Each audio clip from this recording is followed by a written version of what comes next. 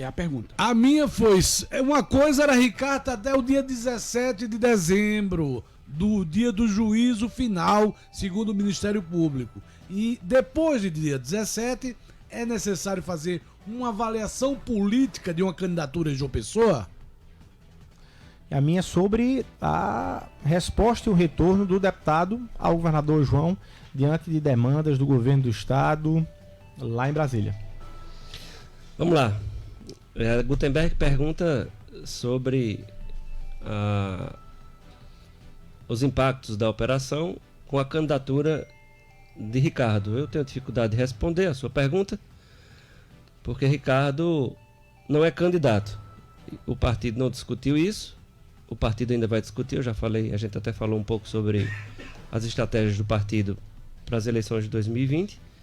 E eu não tenho como te responder isso. Só quem pode responder isso é o próprio Ricardo, na instância partidária, na decisão que for tomada no instante em que o partido venha a discutir não apenas as candidaturas de João Pessoa, mas também as candidaturas no restante dos municípios, nos demais municípios, melhor dizendo, nos outros 222 municípios do estado da Paraíba. Eu tenho muita dificuldade, para não deixar de fechar melhor a resposta, de responder isso, porque tem muita água para rolar por debaixo dessa ponte. Muita água para rolar por debaixo dessa ponte. E o que eu desejo e o que eu torço é que as leis brasileiras sejam rigorosamente respeitadas e que não se fuja disso para se fazer política. Esse é o desejo que tenho e é a minha torcida, naturalmente. E se preciso for, eu falarei e criticarei no instante, como fiz a minha crítica, no instante em que achei pertinente, quando não vi argumentos para a decretação de prisão preventiva para todos aqueles no dia 17. Eu não vi a justificativa, o embasamento para garantir a legalidade daquelas prisões. Então não tenho como falar nesse momento sobre candidaturas, Gutenberg, mas quem sabe mais para frente você me convida aqui novamente com o Cleilson e a gente já anuncie algumas decisões tomadas na instância partidária. Eu tô com medo danado da gente não ter eleição em João Pessoa, porque não tem candidato. Cartaz não tem candidato, João Azevedo não tem candidato, o PSB não tem candidato, Ricardo não é candidato, Cícero Lucena não é candidato. Vamos fazer um concurso, precisa-se de um candidato para João Pessoa. A pergunta de Cleilson foi... Tem a história política de Ricardo até o dia 17 de dezembro.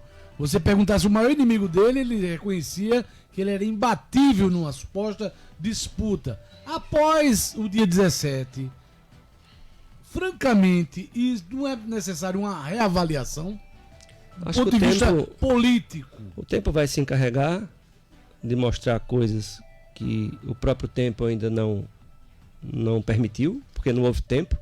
Imagina que Ricardo nunca foi chamado sequer nunca foi notificado para participar de qualquer explicação ou de qualquer esclarecimento no âmbito de 7 fases da operação. Nunca foi chamado. Então, assim, se você me perguntar o que é que vem pela frente, eu não sei te responder. É difícil eu te responder isso. Agora, o que tem que ser dado a ele e a qualquer outra pessoa é o direito de poder se defender. Ricardo tem que ser respeitado à altura do que ele representou e representa para os paraibanos. Porque eu me lembro das 54 cidades que você só chegava lá através de estrada de barro. Às vezes uma mãe, ou muitas vezes, isso aconteceu muito, de mães terem os seus filhos na buraqueira das estradas para chegar nos grandes centros. As escolas que estavam caindo na cabeça dos filhos do povo. Quem não lembra disso? Os hospitais que viviam num verdadeiro debate polêmico entre situação e oposição ao longo de tantos anos. As obras hídricas que foram realizadas, as obras estruturantes, começando aqui por João Pessoa, o viaduto Eduardo Campos, o famoso viaduto do Geisel. Você lembra como era aquilo ali? E ali no entorno, Almeidão, Central de Polícia. Imagine só naquele miolozinho ali, o tanto de coisa que foram realizadas, e Torres, que era secretário de comunicação, tratou muito sobre isso, na época em que Ricardo governou a Paraíba por 8 anos e por mais de 5 como prefeito da capital. Merece ser respeitado, claro que sim. tem que ser dado a Ricardo o direito rigoroso do cumprimento das leis brasileiras. Imagina você prender o maior líder político, e o STJ diz que a prisão foi ilegal, sem que ele nunca tenha sido chamado para uma única audiência. Eu, particularmente, me preocupo muito com isso. Me preocupo demais. O Centro de Convenções, o Estação Ciência, enquanto prefeito, que está lá num abandono danado, um equipamento super importante, que deveria ter uma vida muito forte com as escolas municipais, estaduais, aqui em João Pessoa e no estado, é claro. Tinha que ter um trabalho muito forte voltado para o funcionamento daquele equipamento, o único equipamento projetado por Oscar Niemeyer aqui em João Pessoa. O viaduto, o Trevo das Mangabeiras, imagine como era aquilo antes. Então, assim, Ricardo fez muito. E isso tem que ser considerado em cada passo por parte das autoridades do nosso estado. É isso que desejo. O tempo, sabe, Cleilson, vai se encarregar de responder um monte dessas perguntas aí, que são feitas todo dia, e que eu não tenho como te responder, porque, repito, só o tempo. Relação com o governo João. A relação com o João, ela foi uma até outubro, e depois de outubro foi outra. Eu falei sobre isso. Quando o João esteve em Brasília visitando... Outubro das eleições, está dizendo? Outubro das eleições. O João foi eleito no primeiro turno, sem nunca ter tido sem nunca ter participado da política. O senhor já esperava esse rompimento, então, Gervasinho? Eu sentia uma distância muito grande de João na campanha. Logo após a eleição? Não, na própria campanha, eu sentia um olhar muito distante dele. Os sinais eram muito fortes. Eu comentava com algumas pessoas mais próximas. Depois que passou o dia da eleição, as coisas foram se tornando dos pequenos detalhes aos maiores detalhes. Dos pequenos detalhes aos maiores detalhes. E eu comecei a perceber que as pessoas que tinham prestado um serviço muito forte no projeto, de todas essas coisas que eu falei aqui com vocês, dessa mesa que a gente participa agora, essas pessoas foram sendo deixadas de lado logo no 1º de janeiro. Aquilo foi muito estranho. Que pessoas que tinham tido uma importância tão grande no projeto, que tinham garantido uma vitória de tantos, porque foram muitas pessoas construindo tudo isso. Ricardo conduzindo e essas pessoas construindo. E elas foram deixadas de lado. E eu terminei perdendo a minha paciência, coisa que em política dizem que não é muito bom, mas eu não me arrependo, teria feito novamente, quando gravei aquele vídeo e protestei. Eu disse que João não tinha me procurado. Naquele dia naquela semana em que ele foi a Brasília, procurou 14 congressistas e não me procurou.